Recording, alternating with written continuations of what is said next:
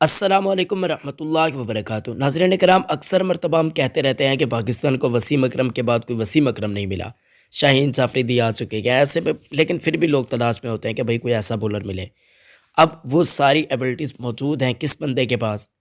वो हैं जनाब मीर हमज़ा के पास। आज जो गेंद मीर हमज़ा ने फेंकी है, डेविन कॉनवे को समझ ही नहीं आई, इतनी खूबसूरत किस्म की गेंद थी। इसके अलावा इस पूरे टेस्ट मैच के अंदर बहुत ही कमाल की बॉलिंग देखने को मिल रही है मीर हमज़ा की। आप क्या समझते हैं मीर हमज़ा के पास इतनी एबिलिटी मौजूद है कि वो वसीम अकरम की तरह बन सकते हैं, या फिर नहीं? कमेंट सेक्शन में ज़रूर बताइएगा। इस वीडियो को लाइक भी कर दें और हमारे यूट्यूब चैनल को भी सब्सक्राइब कर दीजिएगा। आपको बताते चलें, मीर हमज़ा डोमेस्टिक में काफ़ी अच्छी परफॉर्मेंस देकर आए हैं। इस पूरे टेस्ट मैच में काफ़ी ज़्यादा अपीलें भी की गई, कैचेस भी छोड़े गए। मीर हमज़ा की गेंदों पर काफ़ी ज़्यादा विकेट्स हासिल कर सकते थे। लोग बहुत ज़्यादा कह रहे हैं कि इनके पास इतनी एबिलिटी मौजूद है, ये तो अच्छा बॉलर नहीं है, इस किसको खिला दिया, ये है वो है। मोहम्मद अली भी ऐसे ही बॉलर थे जिनको पहले 2 टेस्ट मैचेस खिलाए गए। मीर हमज़ा के पास भी उतनी ही एबिलिटी मौजूद है, लेकिन फट्टा विकेट है भाई।